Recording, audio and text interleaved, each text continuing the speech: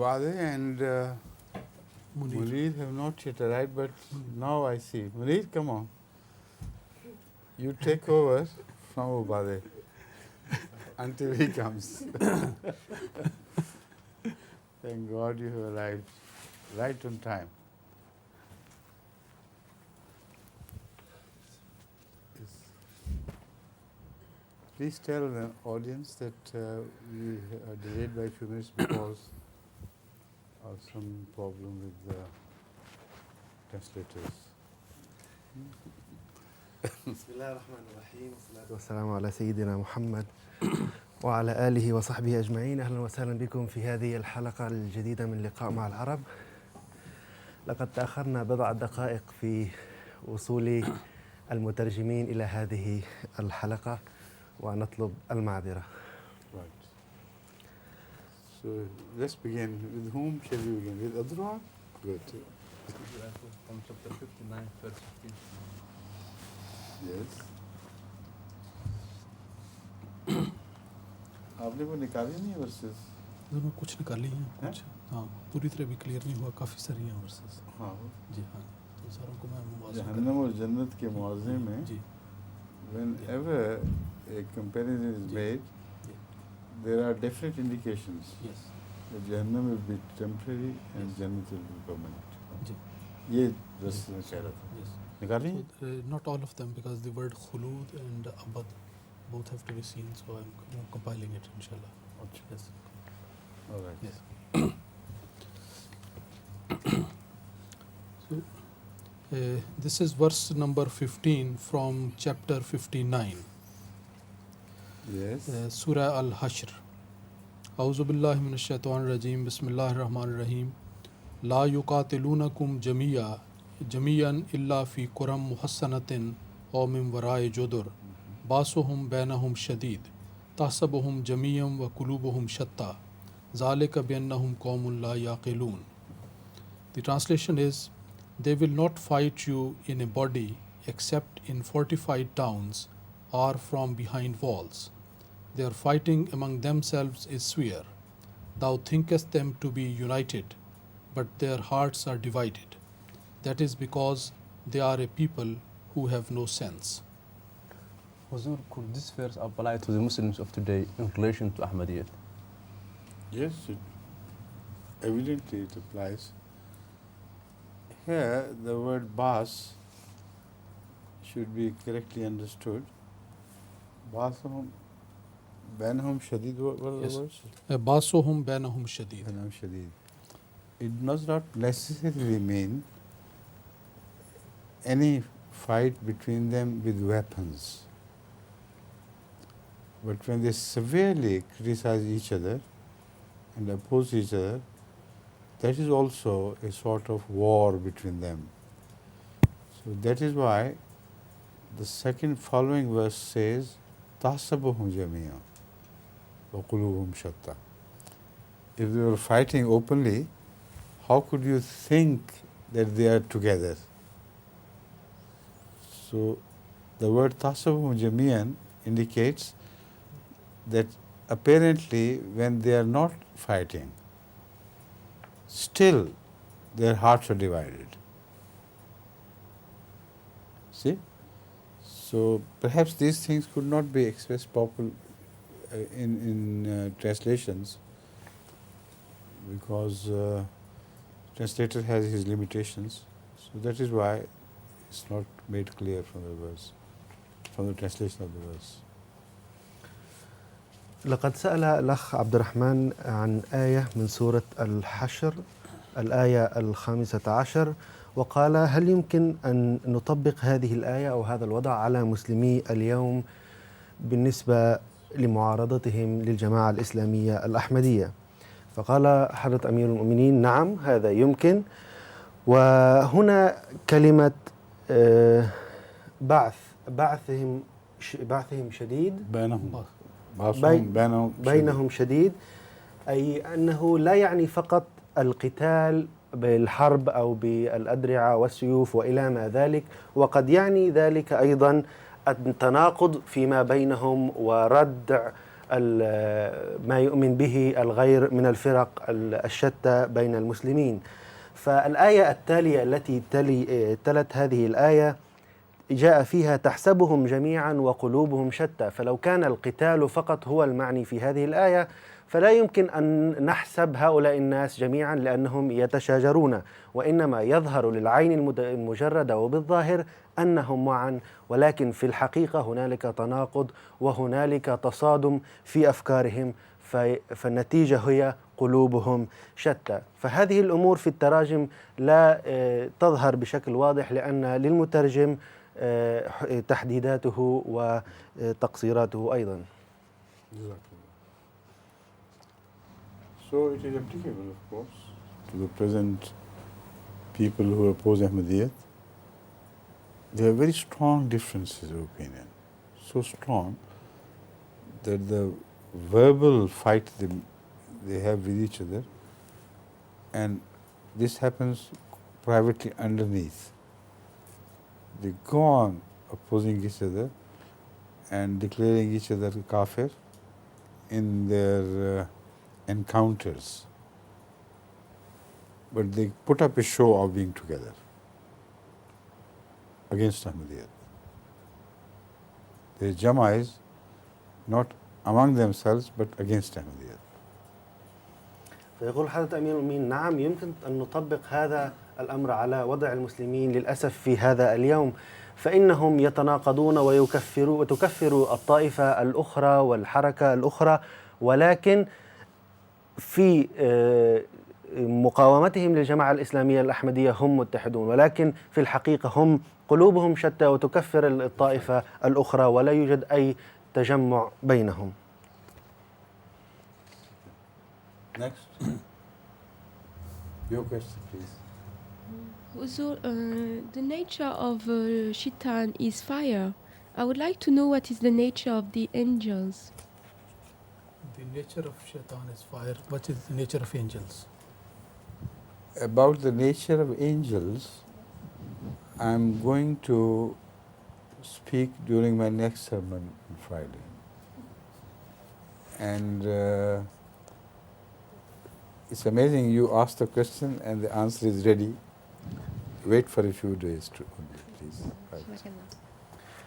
لقد سألت الأخت عن طبيعة الملائكة، فقالت إن طبيعة الشيطان طبيعة نارية، فما هي طبيعة وخلق الملائكة؟ فقال حضرة أمير المؤمنين أنت سألتي السؤال وإن شاء الله أنا قد حضرت للخطبة ليوم الجمعة وإنني سوف أجيب على هذا السؤال بشكل مطول، فهذا أمر جميل فإنك قد سألت السؤال وأنا قد حضرته بشكل متكامل لخطبة الجمعة إن شاء الله.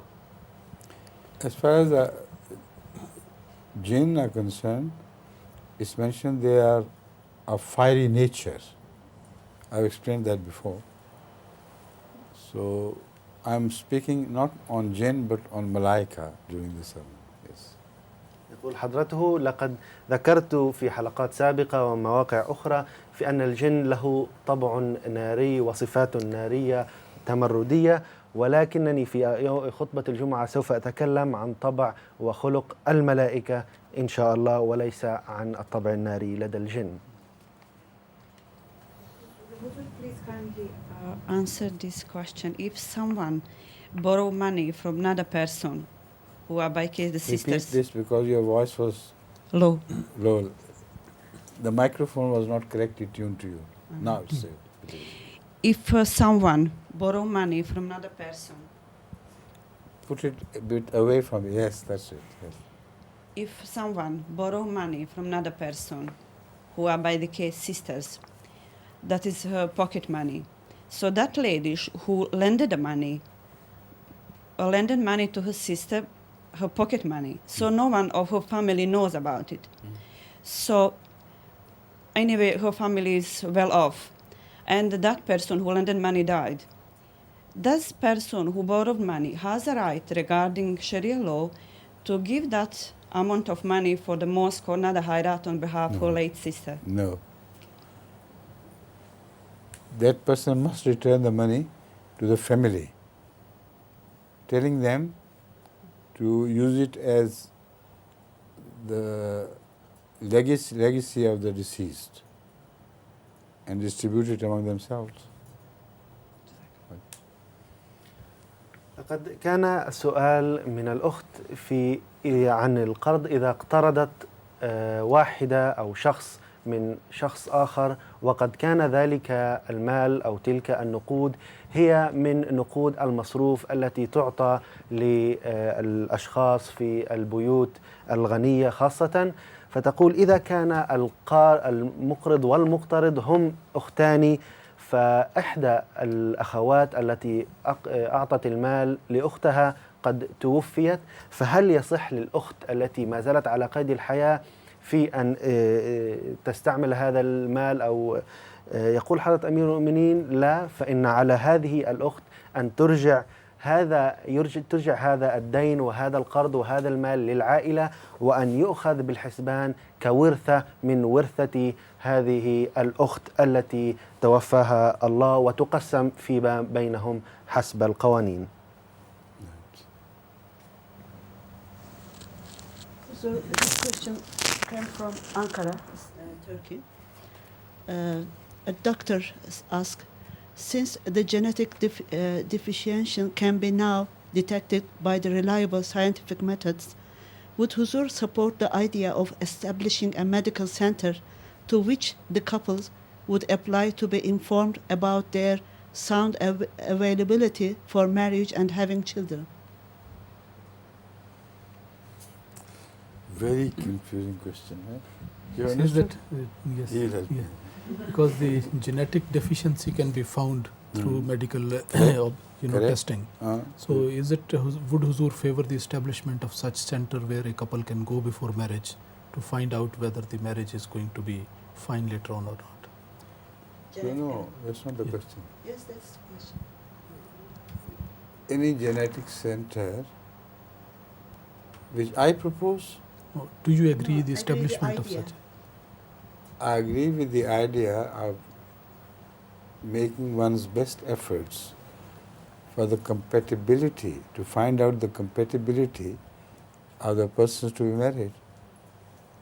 This compatibility issue is mentioned by Hazrat Sallallahu Alaihi Wasallam himself under the word kufu.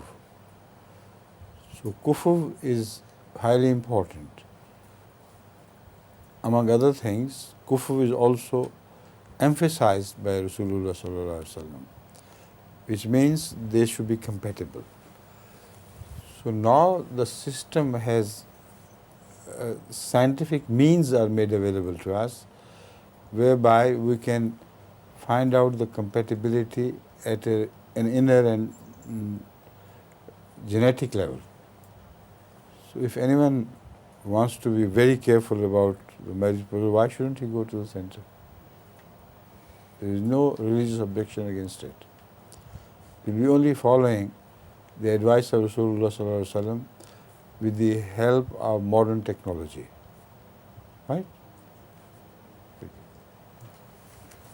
لقد سألت الأخت وقالت هذا السؤال من أنقرة تركيا، ويقال أن في هذه الأيام تساعدنا المواد والماكينات العلمية في البحث عن الجينات والملائمة المرأة للرجل الآخر من ناحية الجينات، وهل يمكن أن يكون هنالك أي خلل في الجينات لدى هذا الرجل أو الامرأة.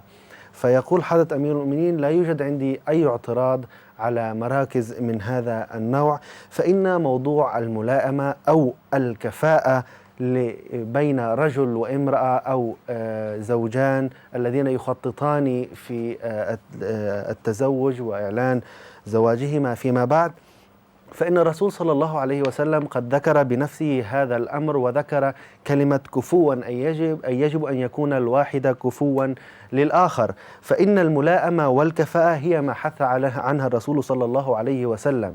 فإن في هذه الأيام تنوجد لدينا الوسائل العلمانية لكي نبحث أيضا في الجينات وندخل إلى الجينات داخل الإنسان، فهذا لا يوجد للدين أي اعتراض على هذا الأمر، فقط إنك تتبعين ما جاء به الرسول صلى الله عليه وسلم وما قاله، ولكن زيادة على ذلك بمساعدة الآلات العلمية الحديثة، فلا يوجد أي مانع في ذلك. He's doing very well, mashallah. Huh? You've got a good alternative.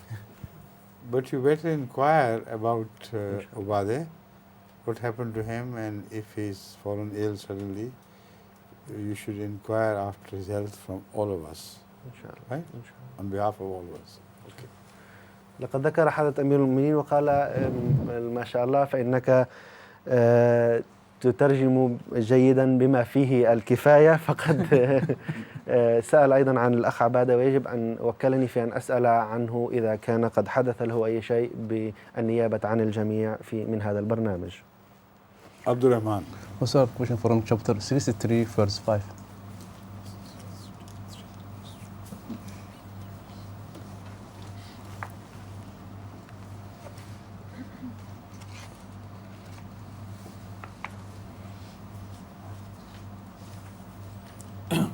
Chapter 63 verse 5. Right? أعوذ بالله من الشيطان الرجيم بسم الله الرحمن الرحيم وإذا رأيتهم تعجبك أجسامهم وإن يقولوا تسمع لقولهم كأنهم خشب مسندة يحسبون كل صيحة عليهم هم العدو فاحذرهم قاتلهم الله أنى يؤفكون. The translation. It will be very difficult, the translation will be. Yes. I know. 63:5. Yes, the translation is, and when you see them, their figures please you, and if they speak, you listen to their speech, whereas they are like dry twigs propped up. They fear every calamity to befall them. They are the enemy, so beware of them. Allah's curse be upon them. How are they being turned away? This is a much better expressive translation. This is the revised one. Also, the disbelievers of today are more educated than the disbelievers of today are more educated than the believers. So how could this verse apply to them? I don't understand the question at all. I said the disbelievers. Where does it say that the disbelievers of that age will excel in knowledge all other ages? This claim is not made in this verse. So why do you think it is made? Your question is not related to the subject which this verse discusses. On the other hand, you should have asked about other things which are rather difficult about this verse to understand. That is why Imam Sahib did not read the ordinary translation, but read the translation which was proposed by me to help the reader understand the meaning better.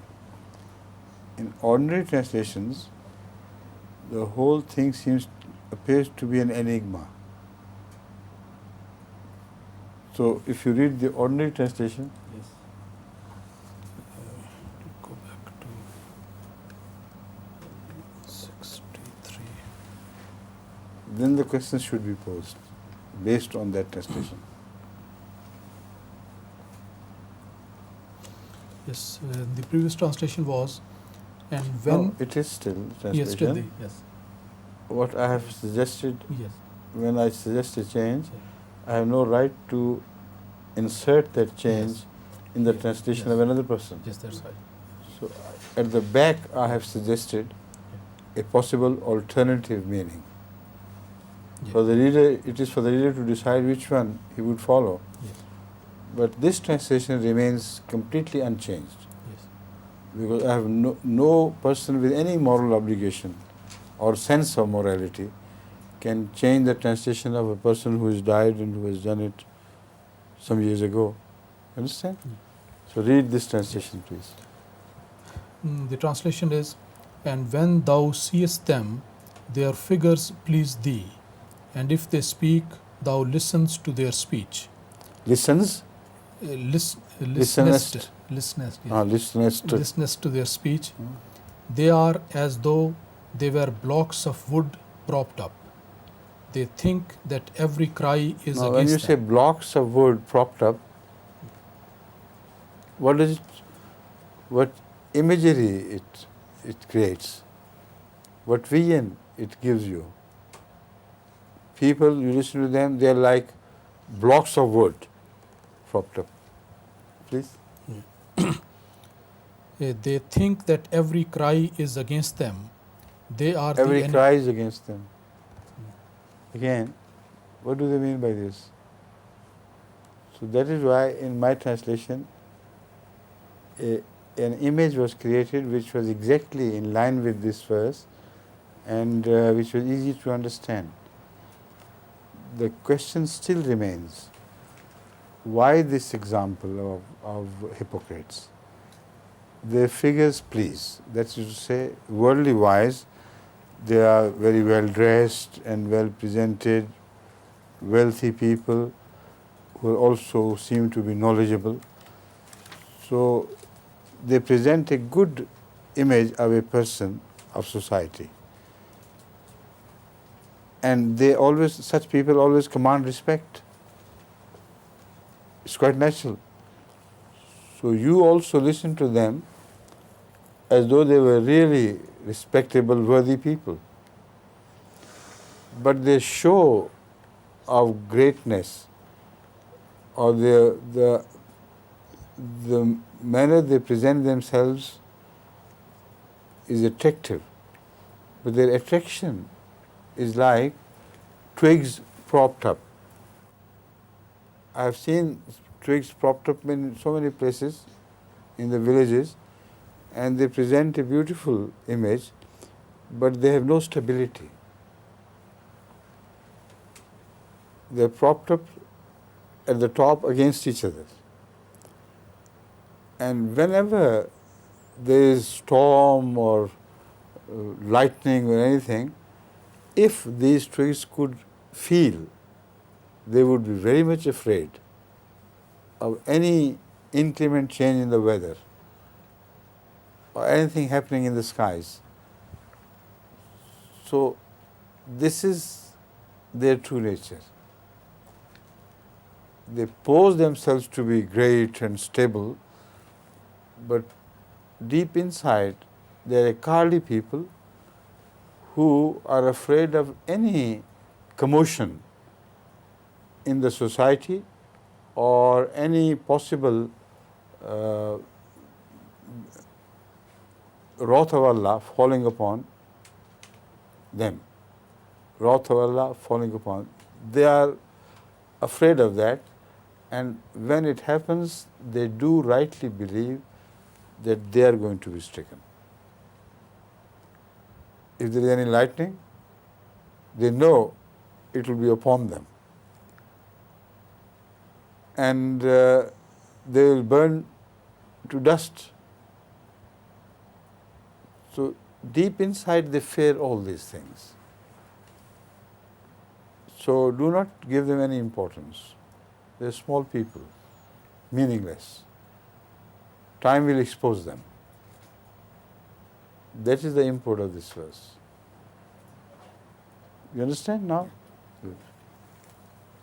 لقد ذكر الأخ عبد الرحمن عن آية الرقم 5 من سورة المنافقين، وقد سأل عن أن في هذه الأيام الناس الذين لا يؤمنون بالله سبحانه وتعالى حق الإيمان هم أكثر ثقافة من المؤمنين به في هذه الأيام، ولماذا يذكر عنهم في هذه الآية كأنهم خشب مسندة؟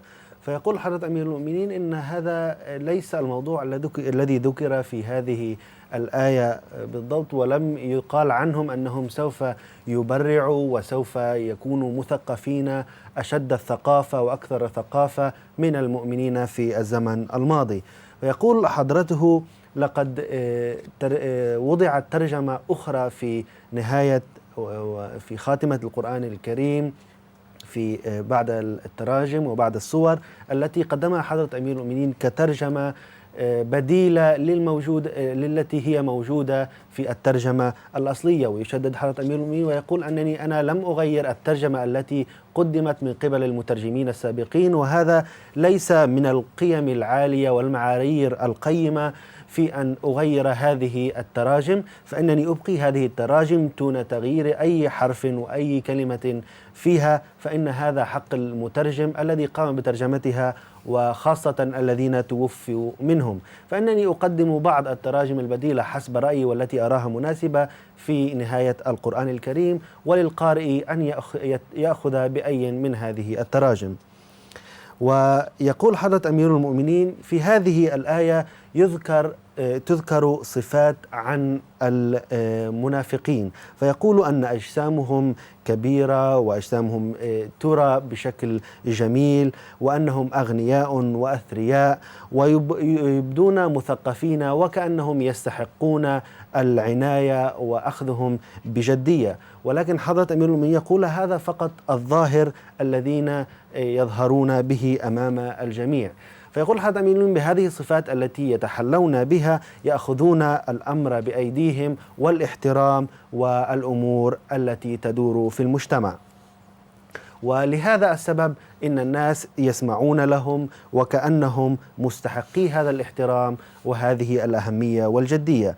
ولكن يقول حضرة أمير المؤمنين ذكر في القرآن الكريم مع كل هذه الصفات التي ترى للإنسان إنهم كخشب مسندة. وقد رأيت، يقول حضرة أمير المؤمنين، في البلدان المختلفة الخشب المسندة التي توضع لإيقاد النار وهي متكئة الواحدة على dry twigs, and this is the translation which Lane supports. So it could be blocks of wood as well. But dry twigs is also a genuine translation according to Arabic lexicon. يقول حضرة أمير المؤمنين قد تكون معنى هذه الكلمة خشب مسندة أنها بمثابة أقسام كبيرة من الخشب الجاف، ولكن قد تعني أيضا كما جاء في القاموس لين من اللغة العربية للإنجليزية فإنها قد تكون من الأخشاب الصغيرة أو نسبة صغيرة الجافة التي تستعمل في المواقد. وقد رأيت هذه المواقد كيف وتوضع الخشبة على الأخرى متكئة على الأخرى وتكون بشكل دائري، فهذه تبدي شكلا جميلا للناظر إليها، ولكن في الحقيقة لا يوجد هنالك أي استقرار وأي قوة في ذلك الموقد وفي تلك الأخشاب. فهذه الأخشاب تخاف كل تغيير في الطقس وكل تغيير يحدث في السماء، فتعرف أن كل برقة ستنزل من السماء ستكون متجهة تجاهها وتسقط هذه الأخشاب. وهذا هو المعنى في أن غضب الله ولعنة الله حينما تنزل سوف تنزل على المنافقين بهذه الصفات الذين ليس فيهم تلك الصفات الحقيقية. ويقول ويشير إلينا القرآن الكريم في أننا يجب علينا أن لا نأخذ هؤلاء الناس بجدية وباحترام زائد وكأنهم يستحقون هذا الاحترام أكثر من غيرهم. فهذه هي الأمور التي ذكرت عن هؤلاء الناس في هذه الآية. Yes. So I read an article in Review of Religion about it was an interview of the promised Messiah alayhi salam, and it was about Assalamu alaikum. MashaAllah, come on. And occupy your seat, come on. He was deputizing you very well, MashaAllah. I'm glad that you have an alternative, but not as brilliant as you are. You are a genius. Don't you agree? Yes. With a heavy heart, but you must agree. Please. You continue. Now, new question. Yes. You have arrived right on time. When a new question was about to be asked. Please. So I read an article in Review of Religion about an interview of the Promised Messiah alayhi salam about the fact that it's possible to speak to dead people. So Speaking to the dead people. yes. She said that I have read an article in the Review of Religions, Yeah. interview of the Promised Messiah. So- Yes. I would like if you yourself also you have experienced this, and what is the purpose of this? You see, you cannot speak directly Yeah. to the dead people. Like you cannot speak directly to the people in America, for instance. But through a communication system, which is highly complicated, which travels above our heads in space and reaches the person, exactly the one to whom you want to speak, through a communication system which is spiritual. You can speak to the souls of the dead people, but not directly. You can't address anyone in America directly, can you? Shout at the top of your voice? No way. Huh? So this system is commanded by Allah. Only He can provide the employment of this system to both the spirit and the person living here. And then you can speak to the person as though directly. Right? Are you answered? I would like to know what is the purpose, because what can they? The purpose is when Allah loves the person on earth who is not yet dead, and the spirit of the one who has passed away, when He loves both, and He knows that they desire to speak to each other. So just out of His courtesy, out of favor for the favored ones, He provides this system or makes it available to them. Right? She also wanted to find out if Huzur had some personal experience in this field. Yes, I had many times.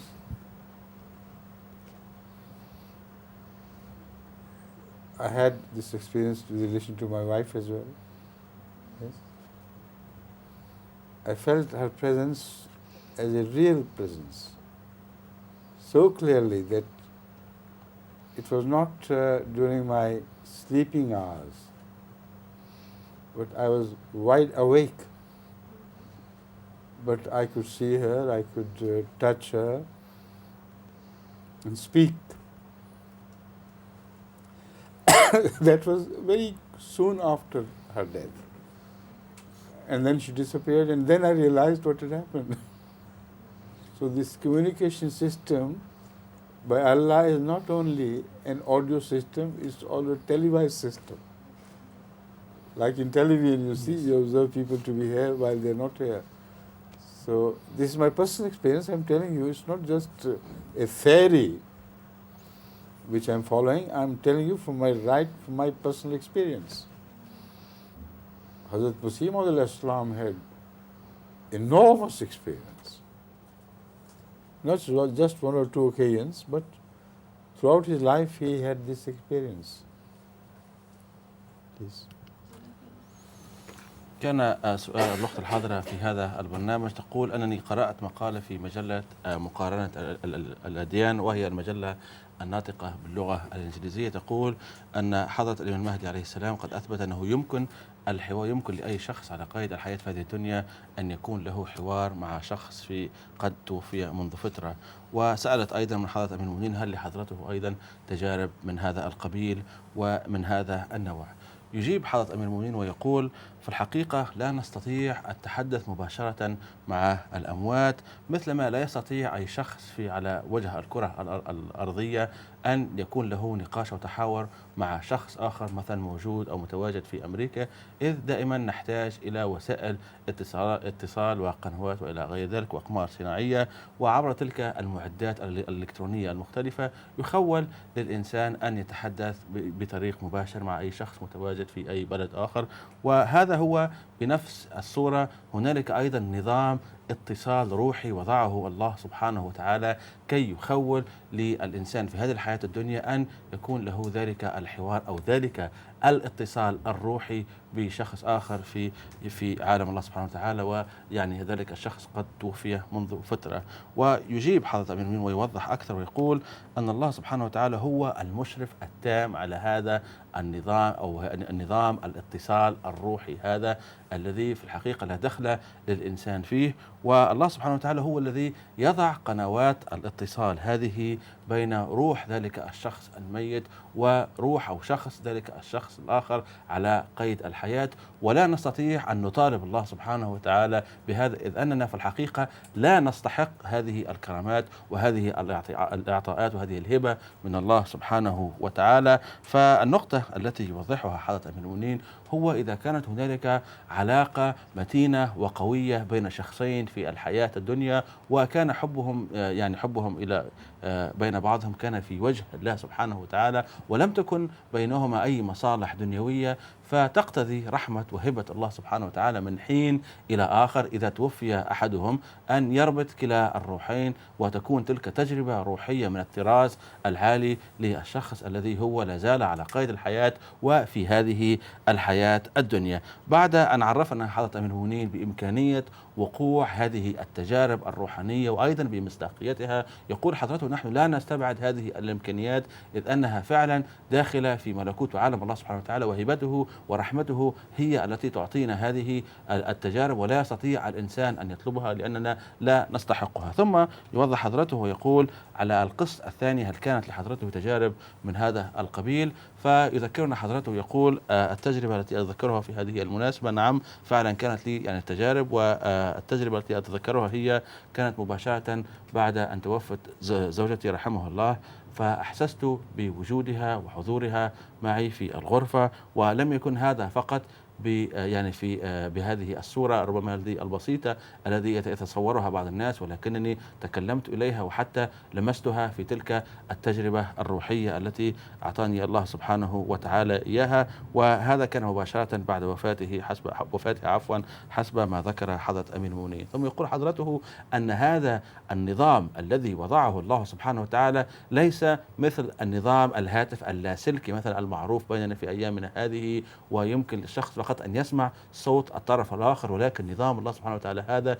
يختلف كثيرا وأوسع النطاق كثير من نظام الاتصال اللاسلكي المعروف لدينا في الناحية المادية. يقول حضرته أن نظام الاتصال الرباني الروحاني العظيم هذا هو يعطيك صورة وصوت ويعطيك أيضا إحساس ويعطيك معاينة مباشرة، وهذا هو الفرق العظيم. وهذا فعلا ما وقع أيضا لحضرة الإمام المهدي عليه السلام في فرص مختلفة لا نستطيع أن نذكرها بالتفصيل. ويقول حضرة أمير المؤمنين على هذه النقطة الأساسية أن ما نذكره هنا هي ليست نظرية ولكنها حقيقة يعيشها الشخص.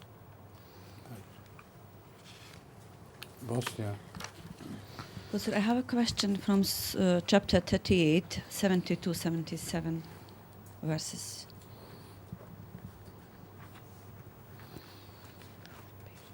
38 verse 70-77.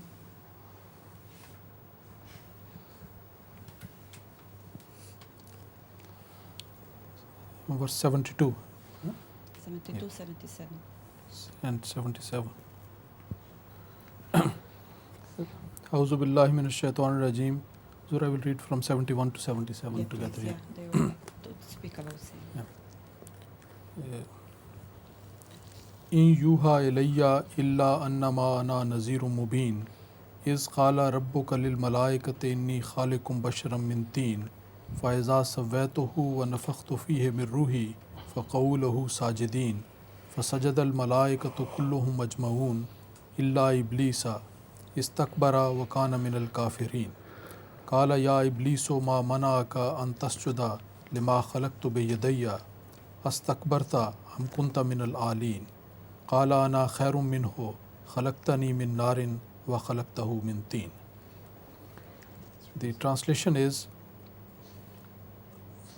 but when thy Lord said to the angels, I am about to create man from clay, and so when I have fashioned him in perfection and have breathed into him of my spirit, fall ye down in submission to him. So the angels submitted, all of them together. But Iblis did not. He behaved proudly and was of those who disbelieved. God said, O Iblis, what hindered thee from submitting to what I have created with my two hands? Is it that thou art too proud, or art thou really of the exalted ones? He said, I am better than he. Thou hast created me of fire, and him hast thou created of clay.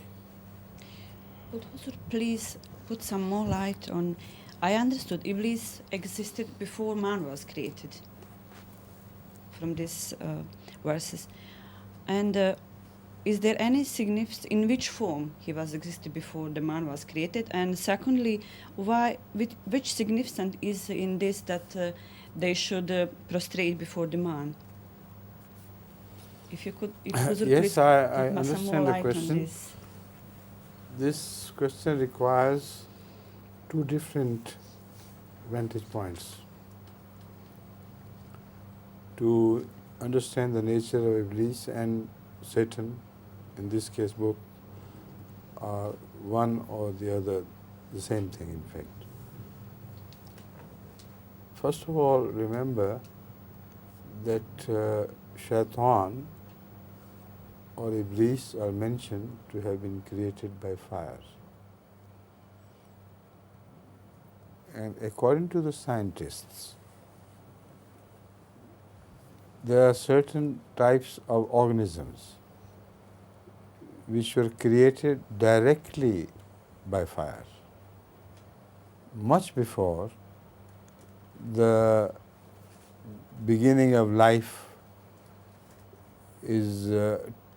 took place.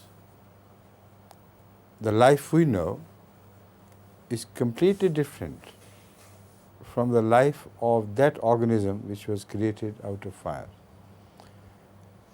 The generations of that organisms are still enemies of man.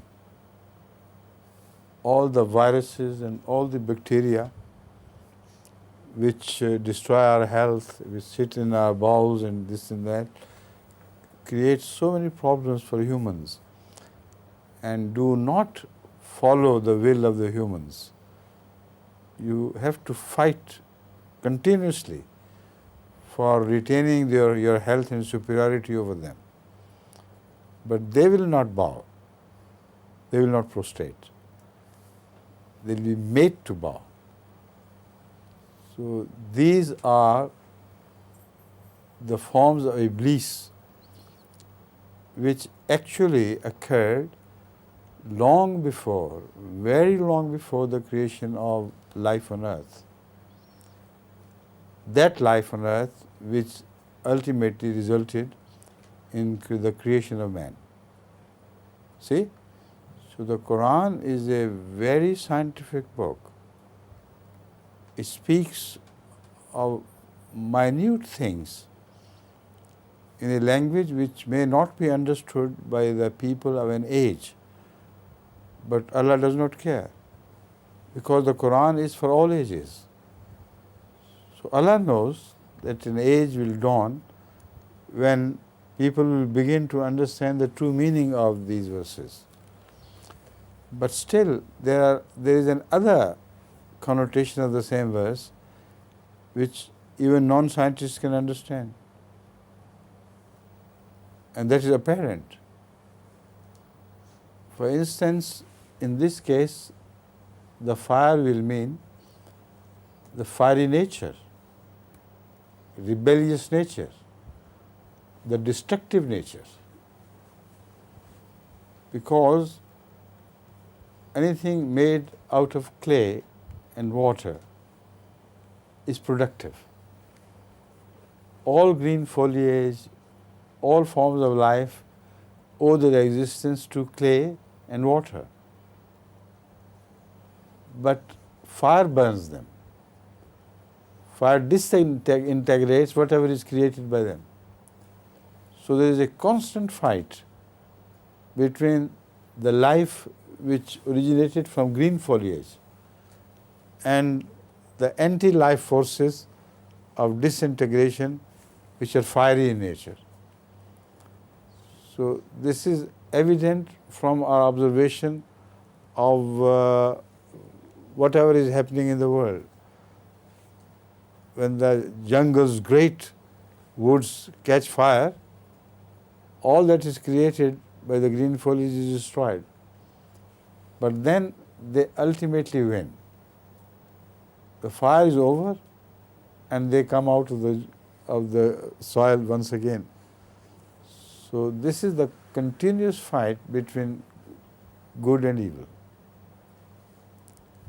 And secondly, this verse speaks of the spiritual phenomenon in the sense that Satan or Iblis have a fiery nature. They will not submit to the authority of God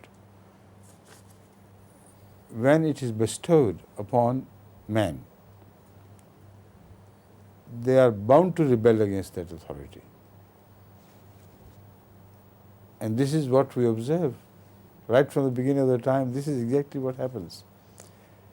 Here the authority is mentioned in this verse with reference to وَنَفَخْتُ فِيهِ مِنْ رُوحِي, which means when I breathe into him my amr.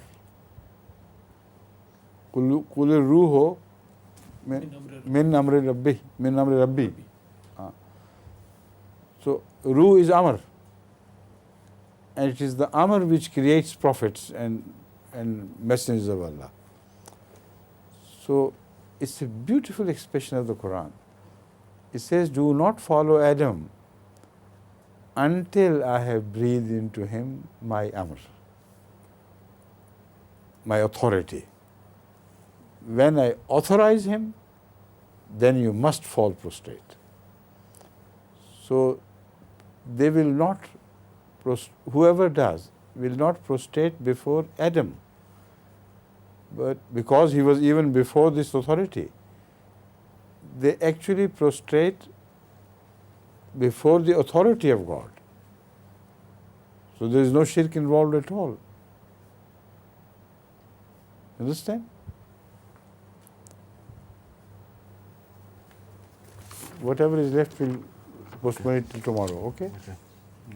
كان سؤال الأخت مبني من الآية التي قرأت أو مبني على الآية التي قرأت على ما سمعكم، وتقول أنها فهمت من هذه الآية أن إبليس قد خلق قبل خلق الإنسان، فتسأل في أي صورة وما هي مادة إبليس هذه وما هو أيضا معنى سجود الملائكة للإنسان. يقول حضرة أمير المؤمنين الإجابة في الحقيقة تحتاج إلى جهتين أو منطقتين للتحليل، ولا نستطيع أن نحصر فقط تفسير هذه الآية القرآنية العظيمة في مستوى واحد معين. ثم يقول حضرة أمير المؤمنين أن هنا كما تعرفون يجب أن نفهم طبيعة إبليس هذا، وكما تعرفون قد ذكر في القرآن الكريم أنه خلق من نار، وهنا يؤكد في الفترة الأولى من تحليله وتفسيره أي حضرته على الجانب العلمي لهذه الآية القرآنية العظيمة، ويقول حضرته أن العلماء قد أثبتوا أن بعض الأجسام أو بعض الكائنات الحية قد وجدت قبل خلق الإنسان، وخلقت هذه الكائنات من نار، وكانت موجودة قبل بداية الحياة المعروفة لدينا، يتوفر جميع تلك الظروف لحياة الإنسان على وجه الأرض، فكانت هنالك كائنات أخرى خلقت من نار. Mention here the verse من مارج من نار ومن قبله وخلق الجان من قبله والجان خلقناه من قبله नहीं من मारिज من नार भी है من नार السموم as well as من मारिज من नार. it was this to which I refer. The scientists has really discovered that it actually happened. Okay. They were created, the forms of some organisms were created by the blasts of fire from heaven. Created by intense radiation blasts which came down from the cosmos. يوضح حضرة أمير المؤمنين ويقول هنالك آية في القرآن الكريم تشير إلى هذا الخلق البدائي لهذه الأجسام التي خلقت من نار، ويقول حضرته أنها خلقت من خلال أو وجدت في أو أعطت لها تلك الظروف الحياة المختصة بها، وذلك خلال ذلك أن نفخ تلك القوى أو الرياح القوية من مناطق أخرى في الكون، وهذا ما أوجدها. وإن شاء الله لما يجد الأستاذ عطر مجيب راشد هذه الآية ستقرأ على مسامعكم. This is ayat number 16 in Surah Ar-Rahman, chapter 54. It says, A'udhu billahi minash shaitanir rajim, Bismillahir Rahmanir Rahim. Khalaqal insana min salsalin kal fakhare wa khalaqal janna min marijin min nar. And min qablehi bhi hai dusri. जी वो दूसरी है. The second, in the second place it says min qablehi.